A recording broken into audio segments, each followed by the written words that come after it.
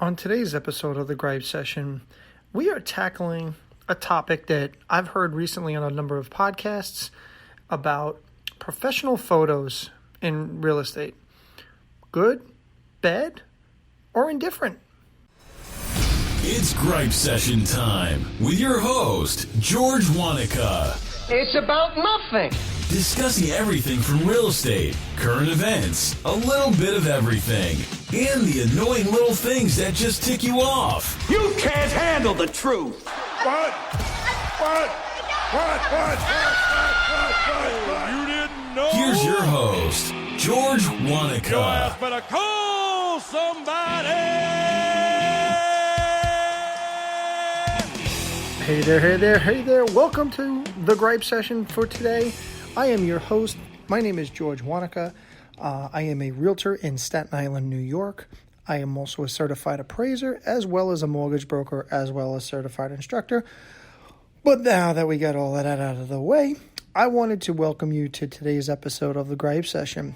Now, on our last two episodes, we've had some interviews, and as the title tells you in my opening monologue, if you will, this show is going to be about a lot of different things. Some interviews, some sports, some real estate, which is what I do, and pretty much about nothing. So one of the things that I did want to talk about today is I listen to a lot of other podcasts, and they're all great. But again, sometimes you listen to some of those podcasts, and what possibly works in one part of the country doesn't necessarily work in others, and kind of vice versa. But there are a lot of things that are similar.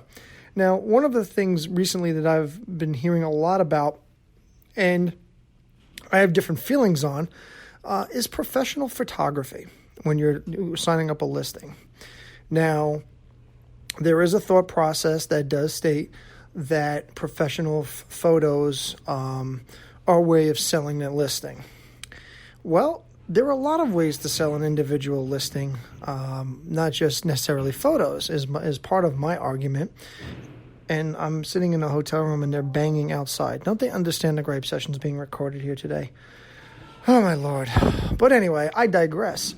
So going back to professional photography, one of the things that I've heard people use to sell their services, and again, you are going on an interview with clients, and some people say, well, the fact that you can say that I'm going to have your house professionally photographed, and that's going to sell your house more. I don't know how you can tangibly make that argument of what marketing tool sold your house more. Now, granted, in some cases, the more tools you use sometimes will help that, and sometimes they won't.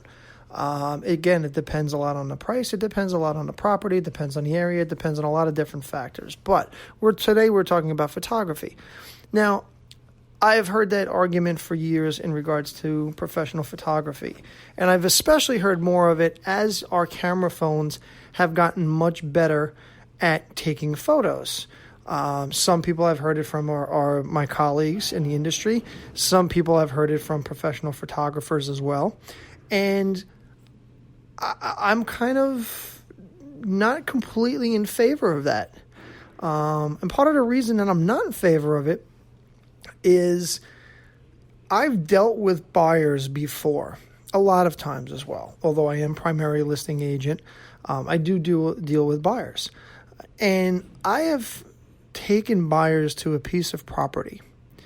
And let me first say, I do believe that there should be a lot of photos on the property, good, better, and different. And I'll get to that in a minute. And we've walked into a house or houses that have had professional photography. And it is not an accurate depiction of what that house is, what that house currently has, period. Now, in the buyer's eyes, which again is what you're trying to do, you're trying to bring buyers into a property and have them put an offer down if they're interested, obviously, in that property. And I have had multiple occasions, not just one, but multiple occasions where potential purchasers will walk in and say, this is not what I saw online. This is not the photos that I saw online. The photos online make this look better than it actually is. Now, I already know what the proponents of this are going to say is, well, yes, but the goal is to get them in the property. No, that's not the goal. That's partially the goal. The goal is to get the house sold. And if you are basically putting things that are out there that are not a true and accurate depiction, and some of these photos, let me just say, are beautiful. They're beautiful photos. But the way that they light it, the way that they shade it, the way that they do all of these things, like we talk with Instagram models and not painting a true picture when a guy is looking to go out with a girl and he's looking at them online and looking at girls online with their photos. And then they go, wow, that girl's gorgeous. And then they see them online. They see them in face-to-face. They go, you look nothing like that photo that's online. And vice versa. I'm not just saying girls, but guys do this too, where they take the best picture and that was a picture from 15 years ago, 20 years ago, or it's not an accurate depiction. And that, to me, defeats the purpose of having a professional photo done. Every obviously property is different. Every house is different. Do I think there is a place for professional photos? Absolutely. Absolutely. When you start talking about a certain price point and you start talking about these mansions and things of that nature, yeah, maybe that's where those, really need to be. Do I think it's on everyday homes that are currently on the market? I don't. And it's only because in my experience, I have had multiple people walk in and say, this is not the house that we saw online. The photos make it look better than it is.